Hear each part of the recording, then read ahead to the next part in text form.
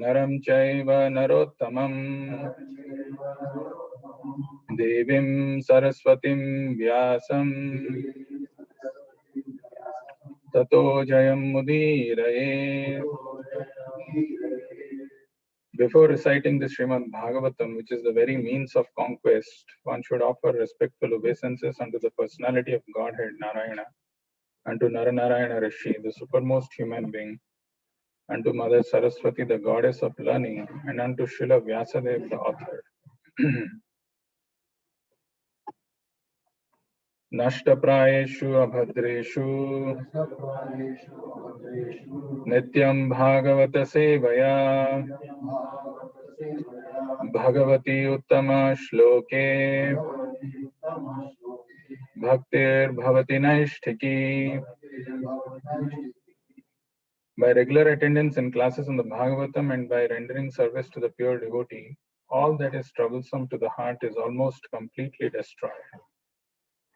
And loving service unto the personality of Godhead, who is praised with transcendental songs, is established as an irrevocable fact.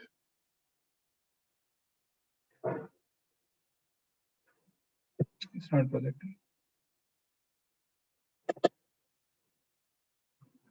But it is something else. Not the screen is not coming there. My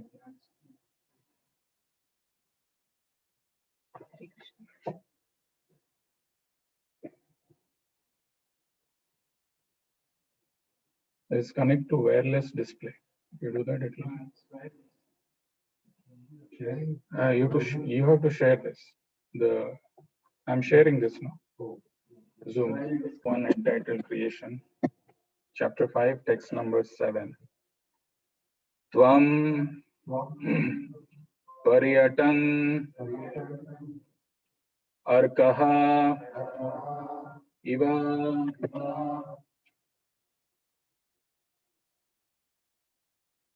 Trilokim Tvam Paryatan Arka Iva Trilokim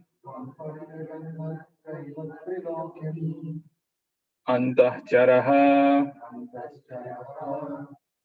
Vayuhu Iva Atma Sakshi Antascharo Vayurivatma Sakshi Para Avare Brahmani Dharmataha Vrataihi Paravare Brahmani Dharmato Vrataihi.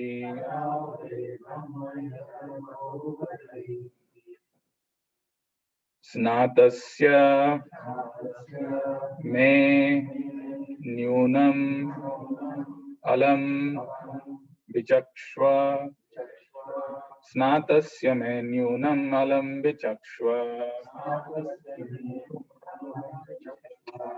Tvam paryatan arka iva trilokim antascharo vayurivatma sakshi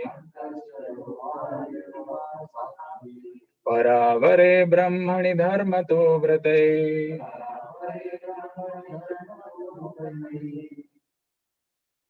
Snatasya me nyunam alam vichakshva. Tvam paryatan arka iva trilokim antascharo vayurivatma sakshi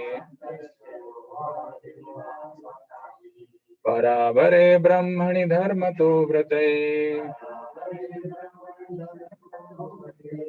Snatasya me nyunam alam vichakshva. Tvam paryatan arka iva trilokim antascharo vayurivatma sakshi paravare brahmani dharmato vrate. Snatasya me nyunam alam vichakshva.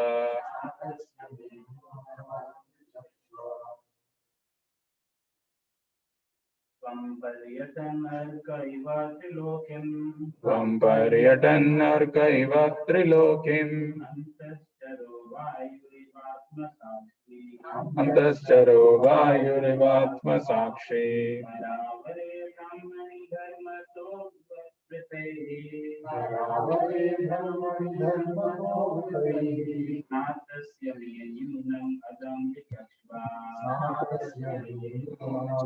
विचक्ष्व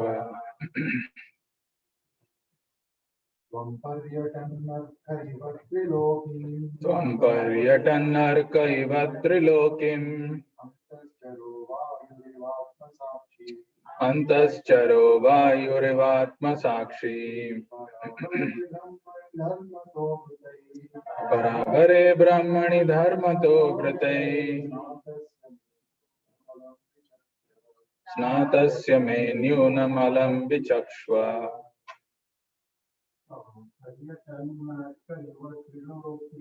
त्वं पर्यटन्नर्क इव त्रिलोकीम् अन्तश्चरो वायुरिवात्मसाक्षी परावरे ब्रह्मणि धर्मतो वृते स्नातस्य मे न्यूनमलं विचक्ष्व त्वं पर्यटन्नर्क इव त्रिलोकीम् अन्तश्चरो वायुरिवात्मसाक्षी परावरे ब्रह्मणि धर्मतो वृते स्नातस्य मे न्यूनमलं विचक्ष्व त्वं पर्यटन्नर्क इव त्रिलोकीम् अन्तश्चरो वायुरिवात्मसाक्षी परावरो ब्रह्मणि धर्मतो वृते स्नातस्य मे न्यूनमलं विचक्ष्व त्वं पर्यटन्नर्क इव त्रिलोकीम् अन्तश्चरो वायुरिवात्मसाक्षी परावरे ब्रह्मणि धर्मतो वृते स्नातस्य मे न्यूनमलं विचक्ष्व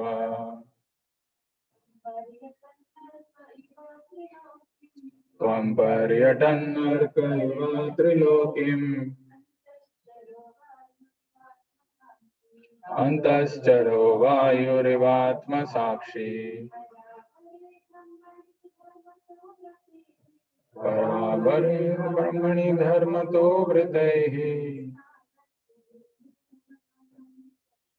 स्नातस्य मे न्यूनमलं विचक्ष्व ऑनलाइन त्वं पर्यटन्नर्क इव त्रिलोकीम् त्वं पर्यटन्नर्क इव त्रिलोकीम् अन्तश्चरो वायुरिवात्मसाक्षी अन्तश्चरो वायुरिवात्मसाक्षी परावरे ब्रह्मणि धर्मतो व्रतैः परावरे ब्रह्मणि धर्मतो व्रतैः सनातनस्य मे न्यूनम् अलं विचक्ष्व स्नातस्य मे न्यूनमलं विचक्ष्व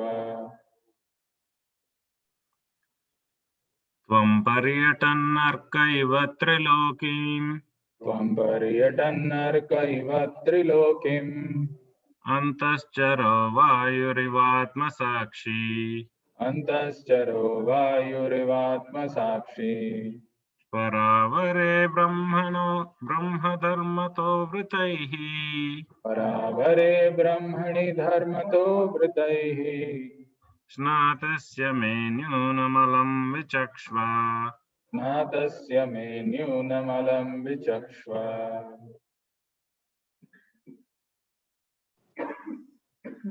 त्वां पर्यटन् अर्क इवं त्रिलोकिम् Tvamparyatannarka iva trilokim अन्तश्चरो वायुरिवात्मसाक्षी antascharo vayurivatma sakshi परावरे ब्राह्मणि धर्मतो वृतैः paravare brahmani dharmato vrataihi नातस्य may न्यूनमलं विचक्ष्व natasya me nyunamalam vichakshva. Anybody else?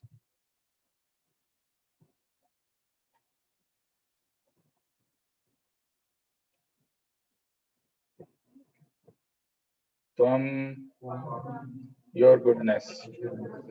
Paryatan, traveling. Arkaha, the sun. Iva, like. Trilokim, the three worlds. Antah charaha, can penetrate into everyone's heart. Vayu iva, as good as the all-pervading air. There is an echo somewhere.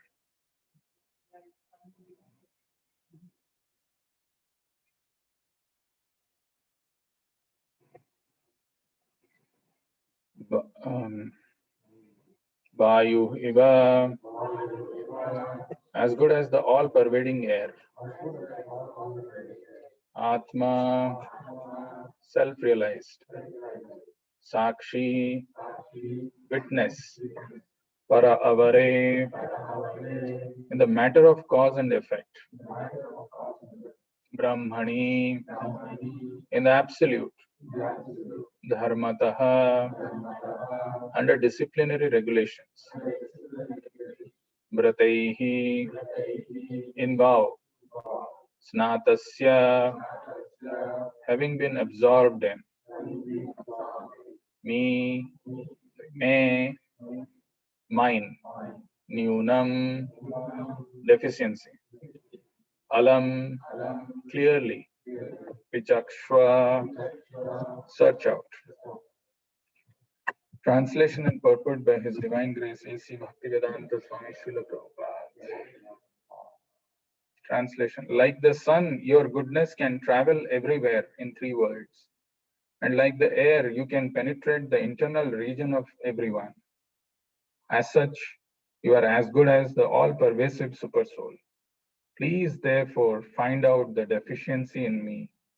Despite my being absorbed in transcendence under disciplinary regulations and vows. Translation with repetition. Like the sun, your goodness can travel everywhere in the three worlds. And like the air, you can penetrate the internal region of everyone. As such, you are as good as the all-pervasive Supersoul. Please, therefore, find out the deficiency in me. Despite my being absorbed in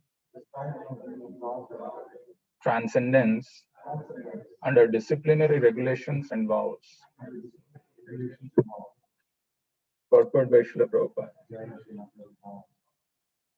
Transcendental realization, pious activities, worshipping the deities, charity, mercifulness, non-violence, and studying the scriptures under strict disciplinary regulations are always helpful. Thus ends the wonderful Transcendental Bhaktivedanta purport.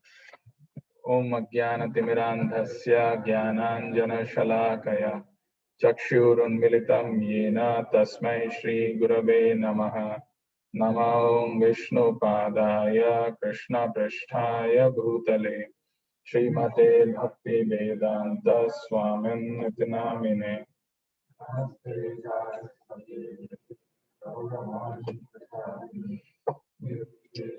Sunyavadi Paschatya Deshatarine Chaitanya Prabhu Nityananda Shri Advaita Gadadhara Srivasadi Gaura Bhakta Vrinda Hare Krishna, Krishna Krishna, Hare Hare, Hare Rama, Rama Rama, Hare Hare.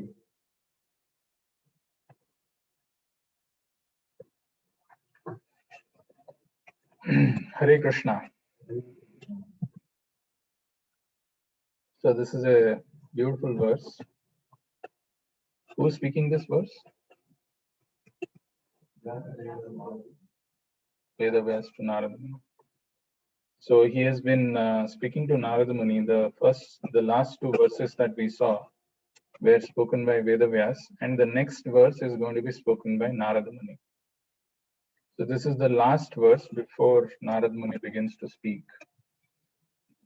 And unfortunately, I don't have the book here. But if you see the previous two verses, the last two verses that we saw, 1.5.5 and 1.5.6, Vyasadeva is actually putting forward this question before Narada Muni that all you have said about me is perfectly correct. Despite all this, I am not pacified. I therefore question you about the root cause of my dissatisfaction, for you are a man of unlimited knowledge due to your being the offspring of one who is self-born. So he is glorifying Narada Muni, who is the son of the supreme creator, Brahma, who is self-born. So since you are coming from such a high lineage, high parentage, you know the root cause of my dissatisfaction, because you are a man of unlimited knowledge as you are born to Brahma. And whatever you have said, Narad Muni has actually told, oh, Vyasadeva, oh, son of Parasara, are you satisfied by, making the object of self-realization as body and mind? So the sarcastic way he has asked. And then he's telling everything is correct, what you have told. But I want to know why I am not pacified. What is the root cause of despondency? What is the root cause of my dissatisfaction? In the last verse, we saw that Vyasadeva is continuing, my Lord, everything that is mysterious is known to you because you worship the creator and destroyer of the material world and maintainer of the spiritual world. Since Narada Muni, you are worshipping that Lord who is the creator, maintainer, and destroyer of this material world.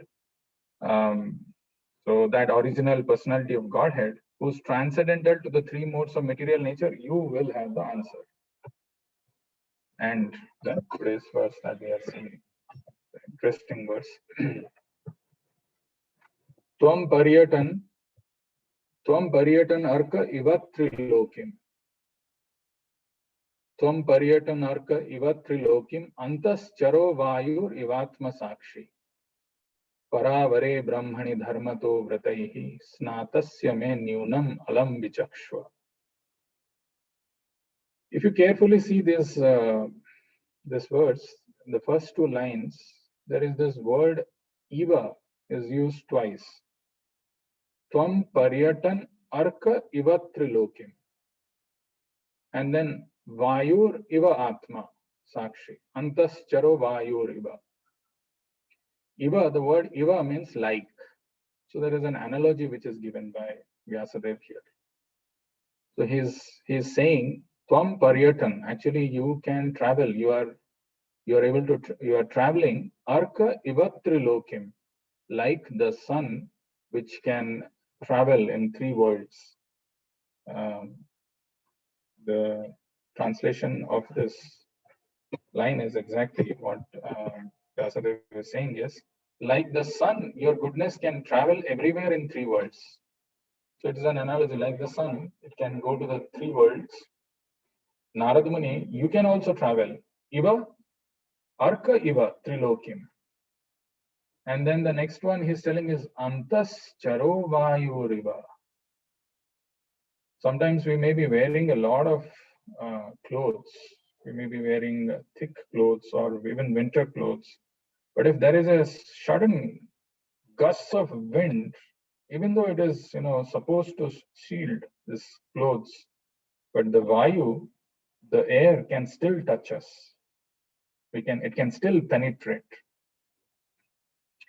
So he's telling antahchara, this word is a very beautiful word. Antahchara can penetrate into everyone's heart.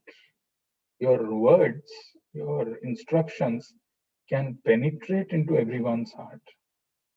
Tvam paryatan arka ivatri lokim antahchara. Your words or instructions can penetrate into everyone's heart like vayu riva, like the air which can touch us, even though we are protected, or we are seemingly covered with some shirt or something, but still we can feel that wind. Atma Sakshi. And then he's telling actually paravara, this word was there in the last verse also, but here it is used para and avara. We saw para was transcendental world and avara was material world, but here it is mentioned as the matter of cause and effect. Atma Sakshi, actually like the super soul who knows what's going on in our heart. You are such an elevated person, you are such an exalted person. Like, you can travel to the three worlds like the sun is traveling. You can touch somebody's heart like the wind is touching. So please tell me, paravare brahmani dharmato bratehi snatasya me nyunam alam vichaksho. Please tell me, what is the deficiency in me? Nyunam alam vichaksho. Alam is clearly, and just find out what is that deficiency within me. Paravare brahmani dharmato bratehi. Despite the fact that I'm actually fixed in the vow of following these regulative principles. Dharmani brataha. I'm following these disciplinary regulations and I've taken this vow and I'm absorbed in this. Natasya is similar to taking bath. I'm actually absorbed. I'm always absorbed in following these regulative principles, yet there is some deficiency. Nyunam alam vichakshva. Please tell me, what is that deficiency in me? Like the sun, your goodness can travel everywhere in three worlds, and like the air, you can penetrate the internal reason of everyone. As such, you are as good as the all-pervasive super soul. Please therefore find out the deficiency in me, despite my being absorbed in transcendence under disciplinary regulation and vows. Now this verse, what we will try to do is, one thing is very clearly, as this verse is telling,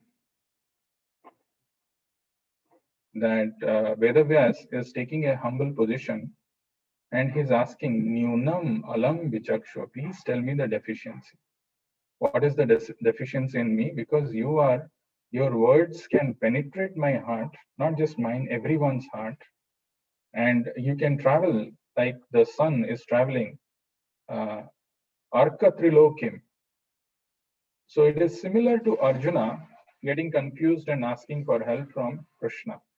Karpanya doso pahata swabhava prichami tvam dharma samudha cheta yatshreyasyam nischitam rohitan me sisyasteham sadhimam tvam prapannam. We know the process of acquiring spiritual knowledge is to go to a self-realized soul and humbly put our questions. Tad vidhi pranipatena pariprashnena sevaya upadekshanti te jnanam jnaninas tattvadarshana. Important thing to remember here is, even if a person is as exalted as Vyasadeva or even Arjuna, they also get into this kind of despondency. They can also come into this kind of a confusion where they don't know, and the solution can come from a spiritual master like Narad Muni in this case, or Krishna in the case of Arjuna. This aspect we have seen a little bit, but what I want to focus on today's session is this particular aspect which is mentioned in the first two lines, Tvam paryatan arka ivat trilokim antas charo vayur ivatma sakshi. So you see, let me ask this question. Suppose in front of you, there is a choice given like this. Okay, this.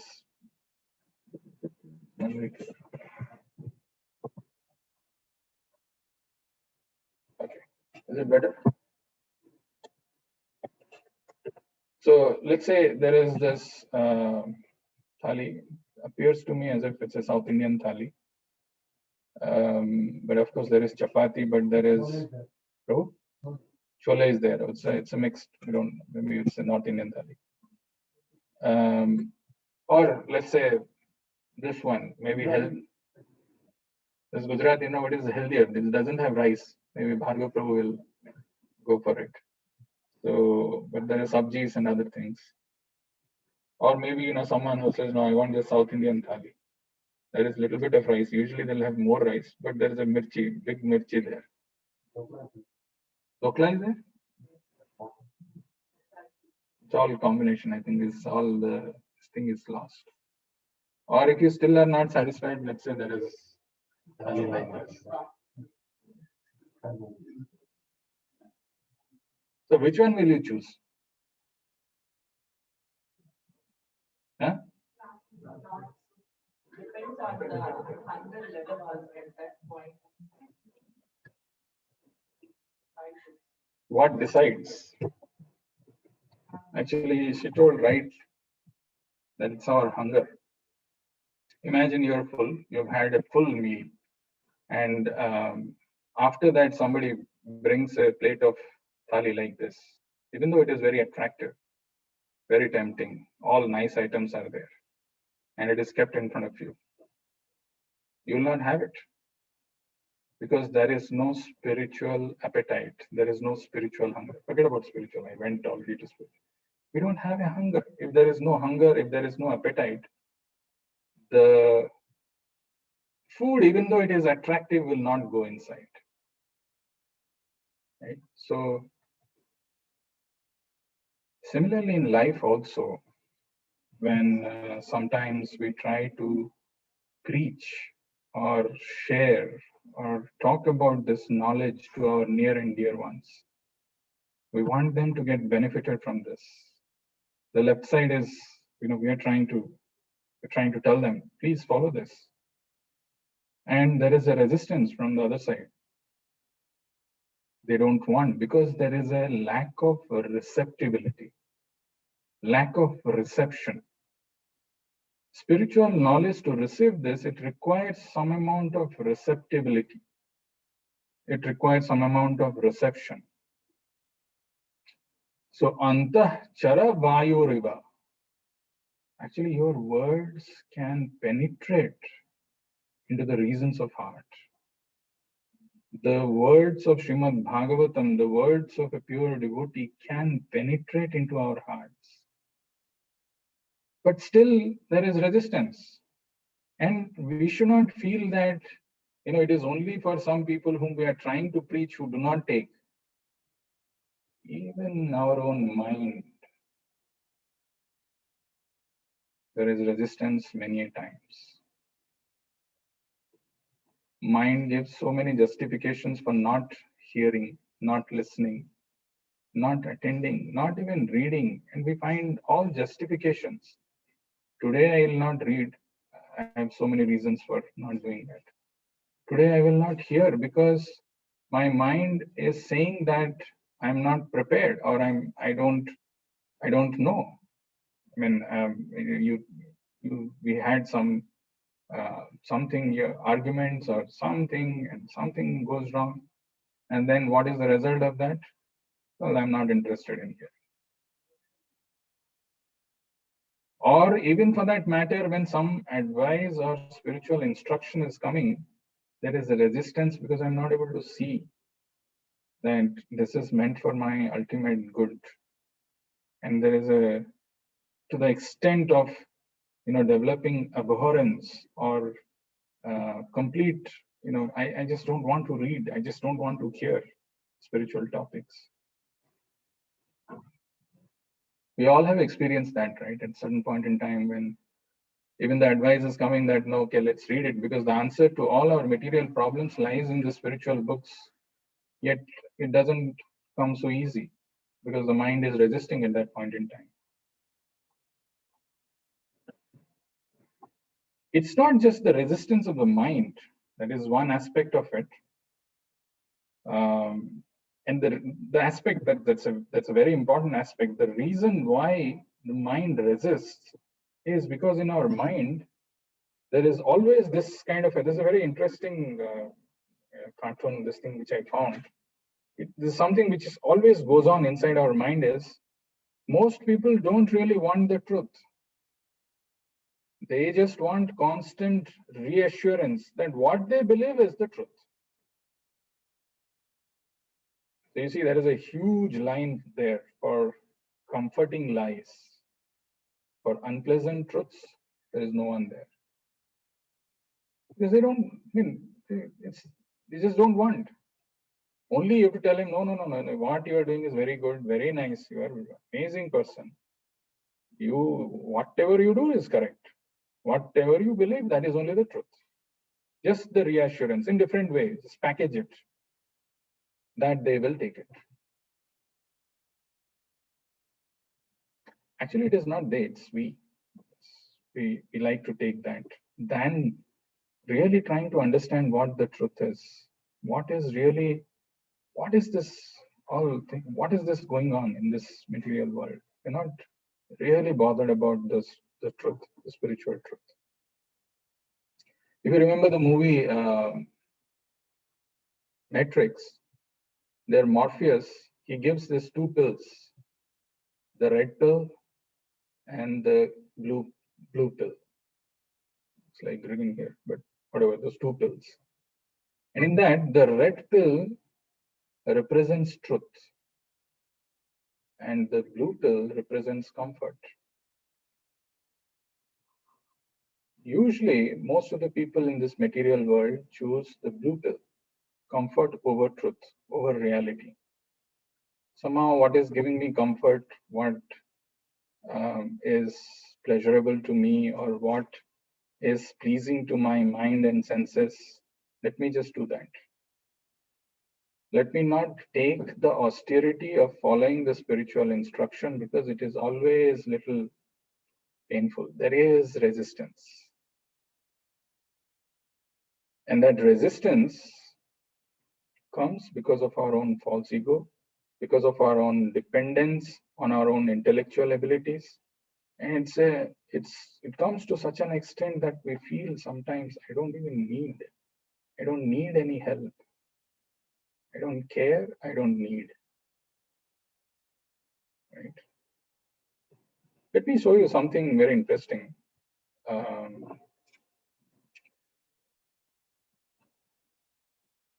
How common is this sight? Very common. At least, parents, you can say that, yeah. This is called the addiction to mobile, right? Addiction to social media, addiction to internet, and they are absorbed in this. So as I said at the beginning, if there is no spiritual appetite, if there is no hunger, then no matter how pleasing, how palatable, how tasty and beautiful that item may be, the person will not be even desiring to go for it. I want to share certain interesting findings. Actually, this is an article which I was reading, and I'll share a little bit about that. Actually, it is we should not blame just the children, because it's not just the children who are addicted, even the adults, including the time when one's supposed to take rest or sleep, or even otherwise. People are just so hooked and addicted to this. So somebody interestingly told that this age is called the gigabit age. All of you are working in IT, you might be knowing this better. The gigabit age, or this is also known as Instagram generation. All these terms are very prevalent. The social, the psychologists and the psychiatrists or whoever they are, they've coined these terms, and they say we live in this gigabit age, and this is the post-modern era where the society is, constantly looking for this internet age, which is called the Instagram generation. But while people are absorbed in all these things, what's happening is spiritually they are bankrupt. There is no spiritual knowledge inside. Spiritually they are bankrupt. So there is a very famous professor by name Daniel Kahneman. Kahneman. He is a renowned psychologist and a Nobel Prize winner. He says something very interesting. We don't choose between experiences. We choose between memories of experiences. Even when we think about the future, we don't think of our future normally as experiences. We think of our future as anticipated memories. You have to just digest this a little bit. He's a Nobel Prize winner. He's a renowned psychologist. He talks about this term called anticipated memories. You see, people are busy taking pictures everywhere, every time. Whatever, whenever that opportunity comes, they're just busy taking pictures. And they apply some filters and they post it in the social media, in Facebook, in Instagram, and wherever it is. Posting everything online. And this is done in anticipation of looking back at these pictures or at these shots of the present in the future and cherishing how picture perfect the past was. But what is happening is, in so doing, people are actually losing connection with the present.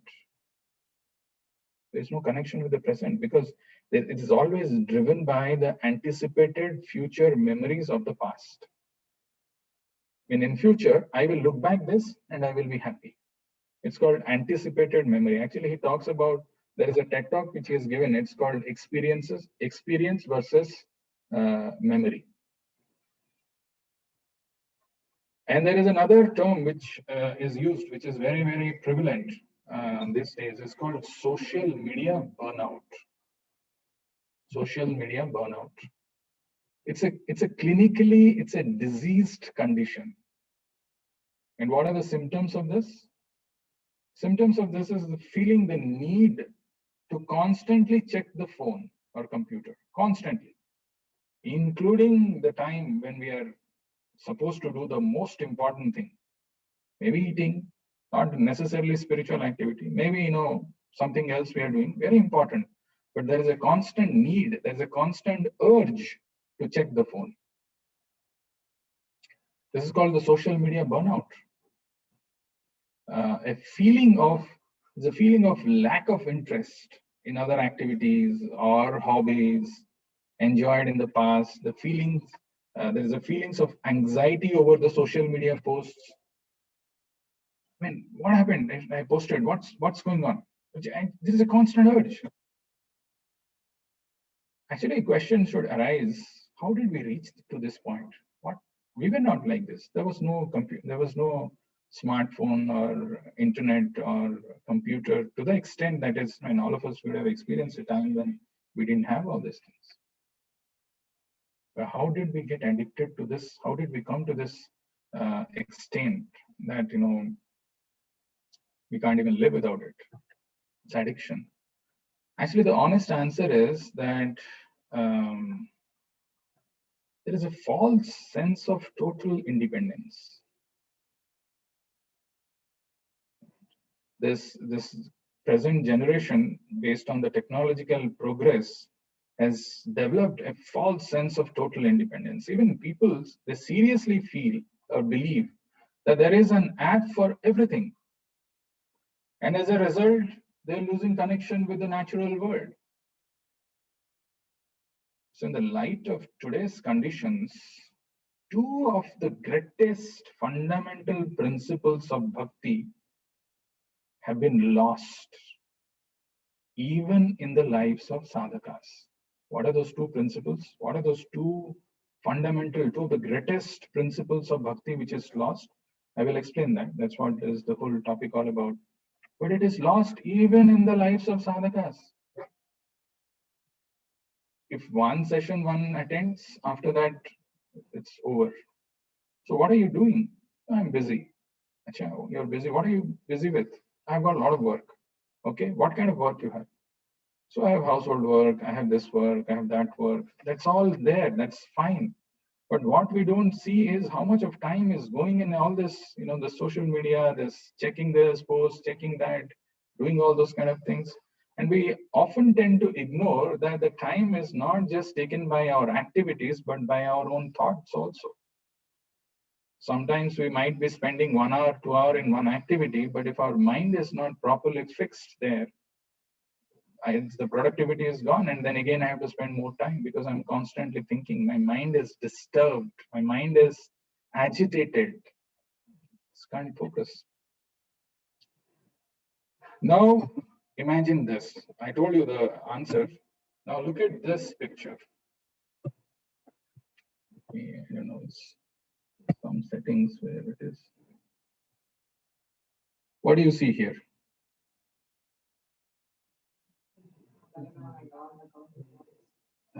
Krishna, Balaram, and all the cowherd boys, and what else? What's happening there?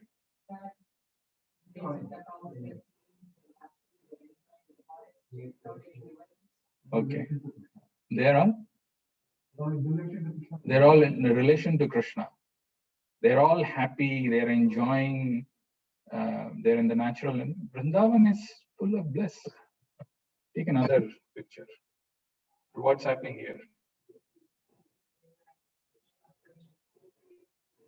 Krishna is playing flute, and what are the gopis doing? They are absorbed completely in They're absorbed completely. And look at this also. The cows are blissful, peaceful, the cowherd boys are happy. This is what actually the life of each one of us is in our original constitutional position. But look at our lives, how disturbed we are, how agitated we are, how absorbed we are in some material, trivial things, thinking that this is what is going to give me life, this is what is going to give me pleasure, this is what is going to ultimately, take care of my needs, or whatever that belief in that. So there's two important principles actually of bhakti, is absorption in Krishna and dependence on Krishna. If you see those pictures of Vrindavan, they are completely absorbed in Krishna and they are dependent on Krishna. These two things actually a devotee, a sadhaka must develop. These are two main aspects of spiritual life. And it was demonstrated by Lord Krishna in Vrindavan. Vrindavan is, you take anybody, the gopas, gopis, the cowherd boys, cows, these two things are common. Absorbed in Krishna and dependent on Krishna. Actually, a materialist is generally absorbed in one's own self and has a lot of faith and pride in one's own intelligence, intellectual capabilities, achievements, resources, and contacts.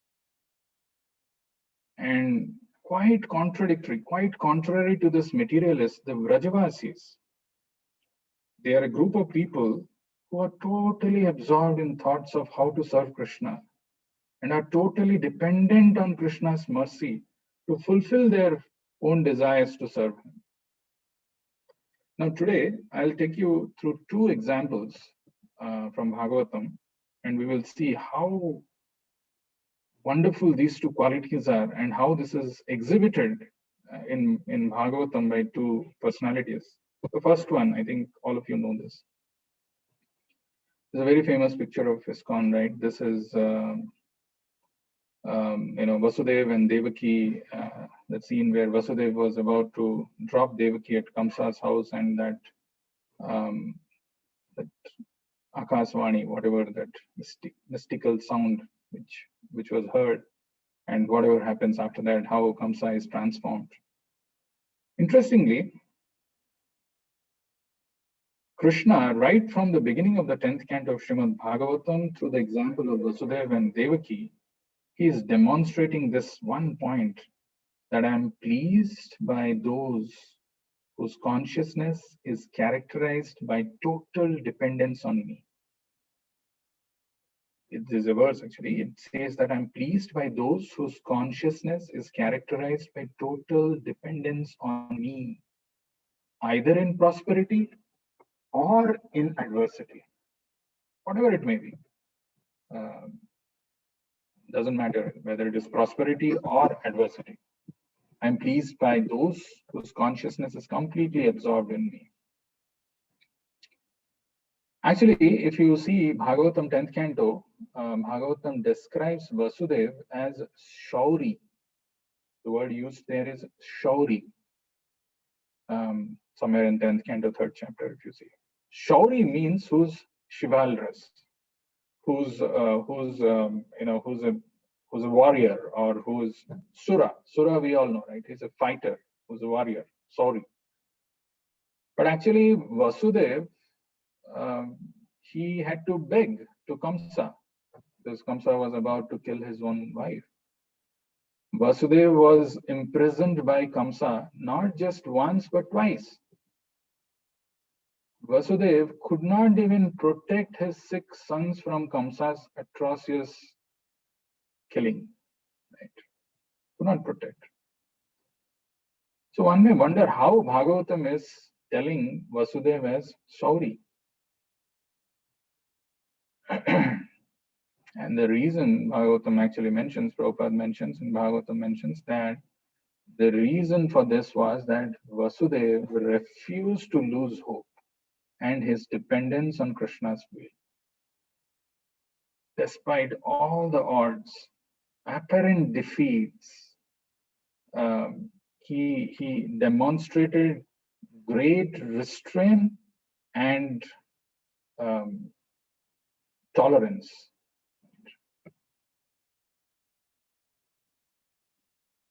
Vasudev actually, if you see the life of Vasudev, he employed his faith that Krishna would soon appear and bring an end to this atrocities, to this unlimited, countless cruelties inflicted by Kamsa on him. So Srimad Bhagavatam thus establishes dependence on Krishna, even in the face of repeated losses, as the highest form of bravery. That's why he's called Sauri. And at Krishna's birth, Vasudev continued to display the firmness of a mature devotee in serving Krishna. When Krishna appeared, Krishna instructed Vasudev to carry him to Vrindavan. Determined in his dedication to follow Krishna's instructions, Vasudev actually picked up Krishna and prepared to leave the prison without any doubt as to how he would overcome this locked doors, or how this, how he'll go past this cruel guards. No, nothing. And without delay, the jail doors opened, the shackles broke, and Vasudev proceeded on his service to Krishna, completely dependent on his will. So this actually illuminates the principle of apratihata bhakti, unchecked, an unceasing devotional service to him.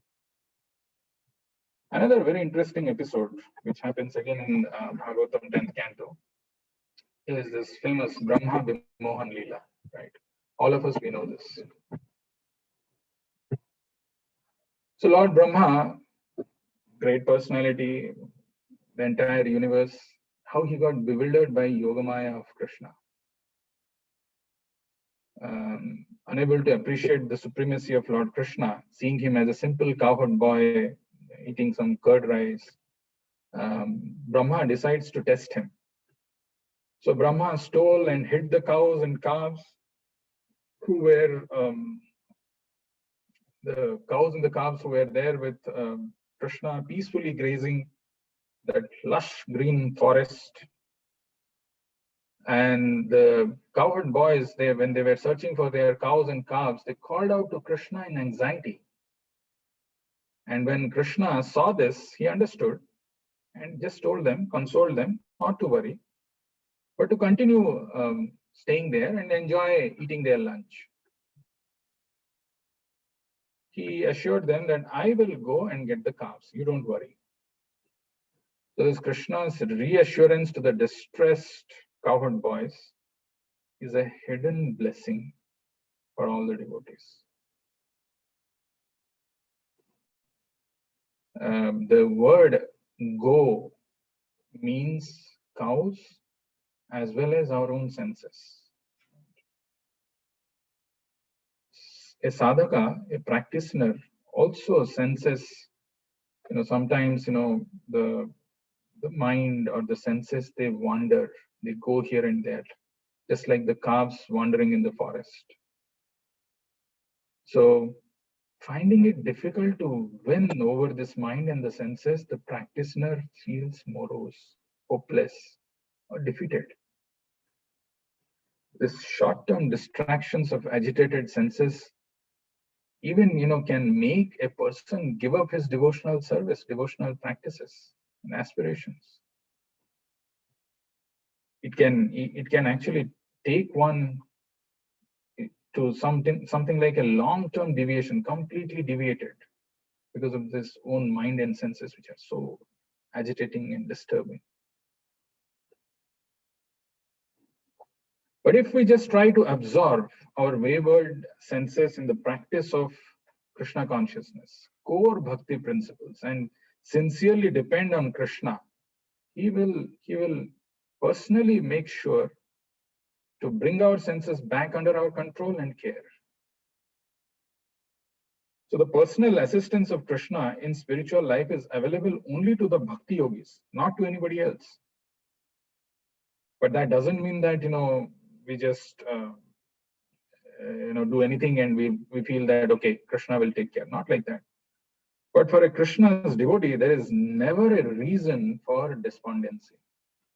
Even in the, the sensual wanderings, the face of sensual wanderings, attractions, temptations, there's never a reason for despondency. And we all know that, just to teach a lesson to Brahma, Krishna expanded himself in Vishnu Murtis in the form of this cows and the calves and the cowherd boys also. And later when Brahma saw all of the cows and the calves, they've transformed to Vishnu Murti forms, he just got completely bewildered. He's the most intelligent. His intelligence got bewildered. A very interesting verse. There is one verse there in that which I want you to pay attention to. It's a very beautiful verse. Chandrika Vishada Smerehi Saruna Panga Vikshitehi Swakarthanam Iva Rajaha Satvabhyam Shrishter Palakaha. This verse, it means, actually, it's very beautiful. Chandrika Vishada Smerehi. When Krishna's beautiful smile and his beautiful glance fell upon Brahma, it created desires in Brahma's sorry heart to serve Krishna.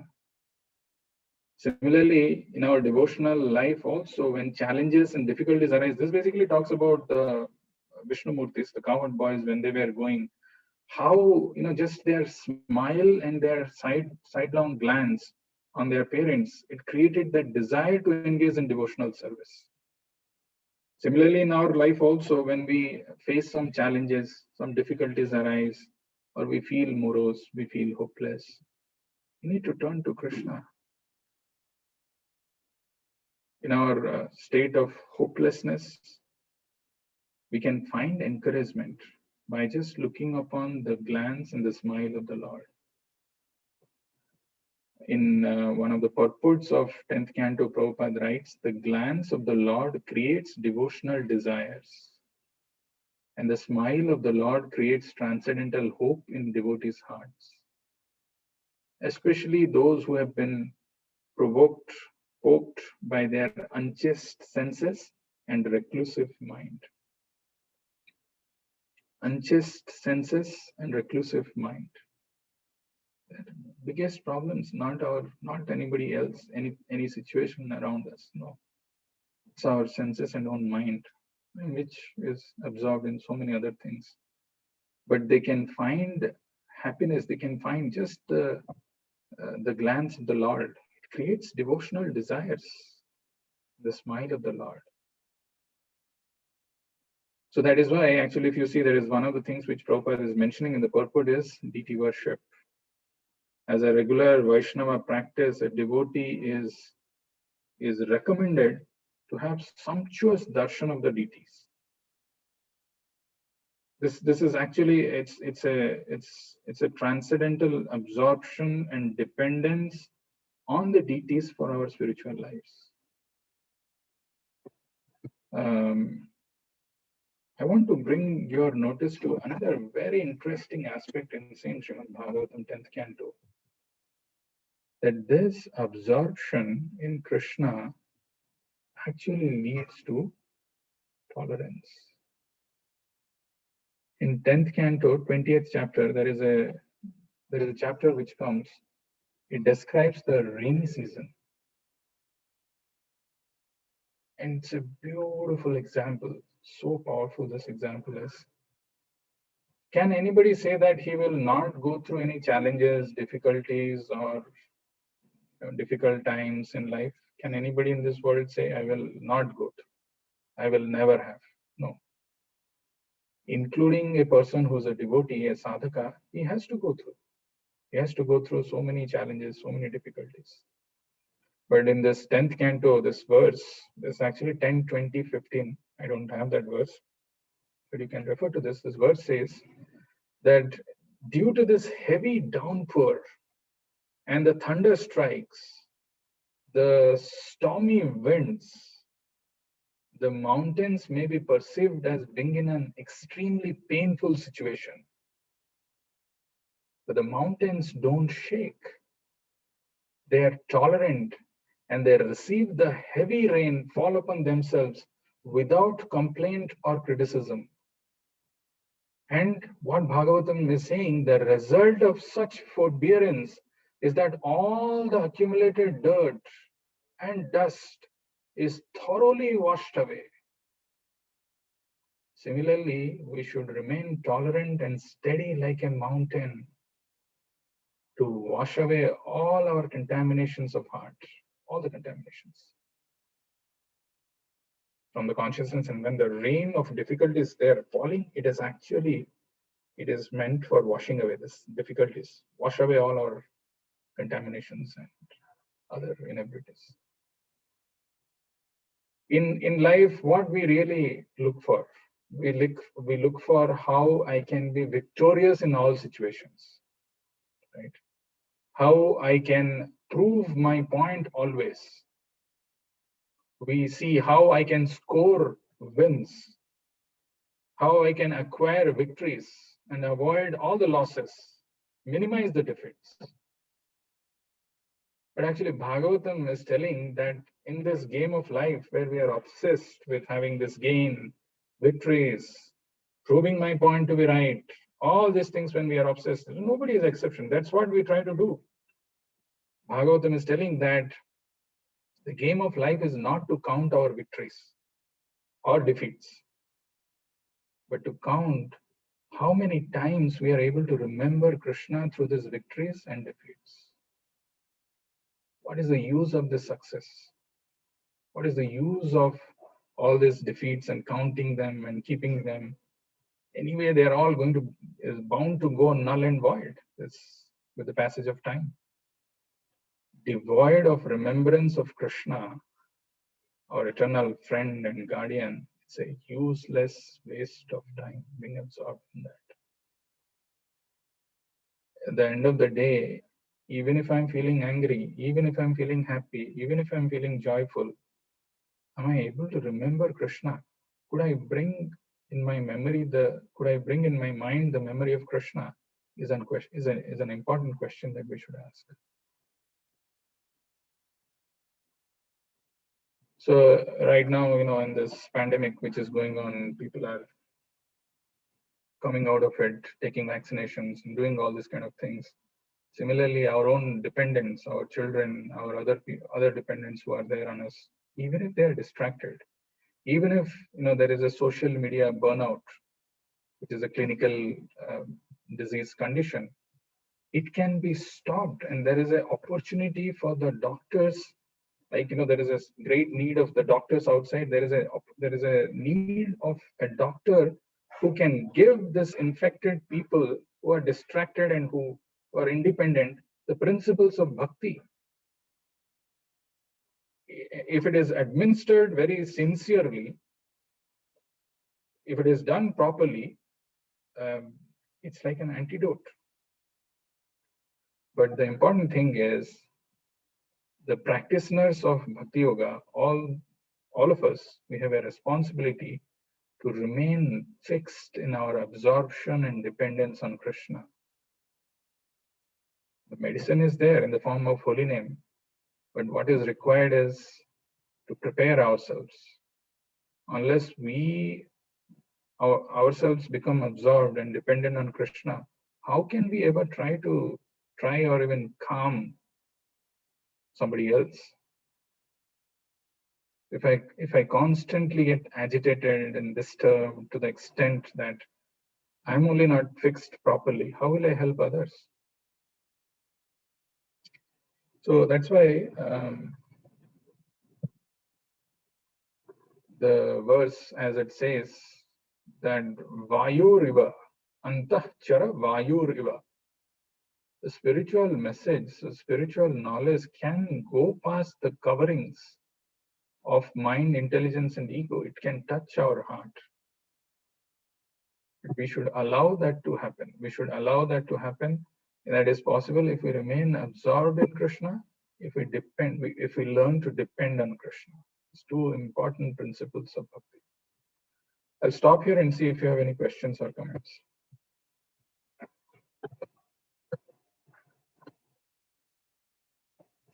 Slide anyway.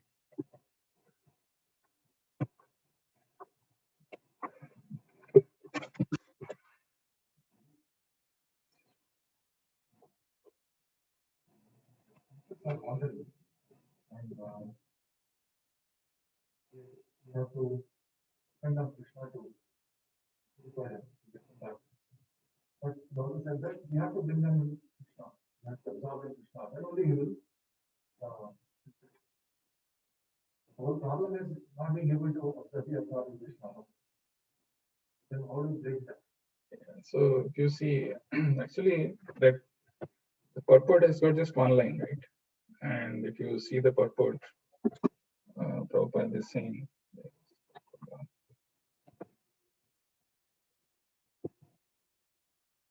there are some things which are helpful. That's what Prabhupada writes. Transcendental realization, pious activities, worshipping the deities, charity, mercifulness, non-violence, and studying the scriptures under strict disciplinary regulations are always helpful. So all these things which are listed here can bring that thing, can bring that absorption in Krishna. Transcendental realization, pious activities. Pious activities, if you see the word used here is bratai, right? Paravare Brahmani Dharmato Bratai. So brata is that vow. Even to be fixed in that vow of doing the religious activities or spiritual activities, one needs pious activities. That means no more sinful activities. Yesham to antagatam papam jananam punya karmanam te dvanda moha nirmukta bhajante mam dridha brata. So that brata is there, dridha brata. But to come to that state of dridha brata, yesham to antagatam papam. We all talk about the merciful incarnation of Lord as Chaitanya Mahaprabhu and how he delivered Jagai Madhai. But there was one condition is that from now onwards, you stop doing your simple activities. Yesham tu antagatam papam jananam punya karma.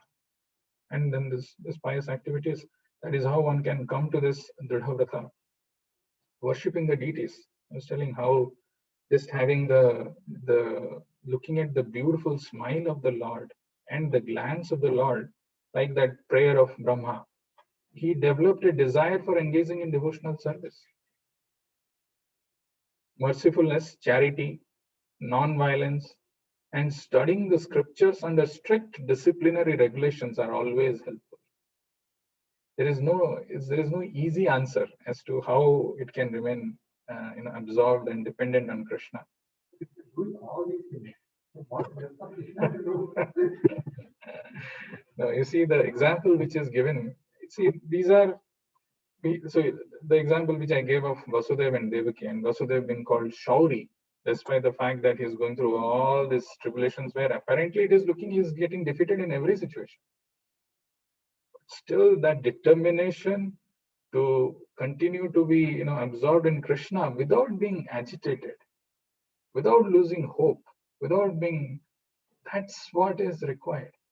That is why he's called Shauri. That absorption we need to learn, we need to develop that.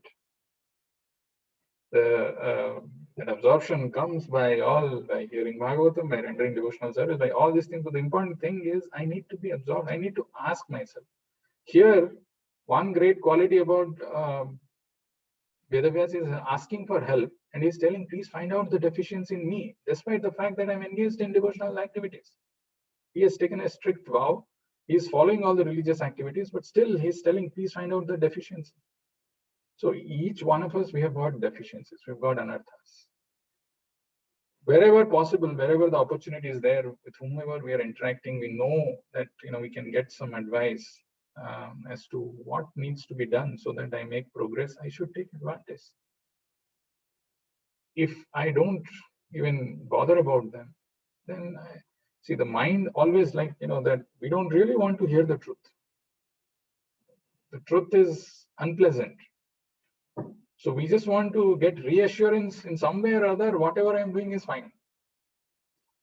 So I need to have that, like Vedavyas, that humility and that humbleness to open up and say, what is the deficiency in me? Ask for help. Then it can come otherwise.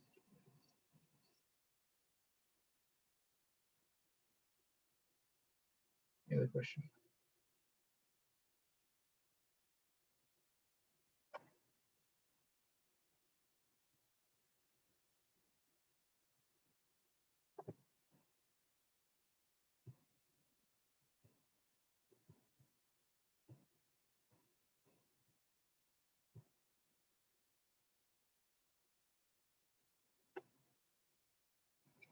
Anybody else has anything?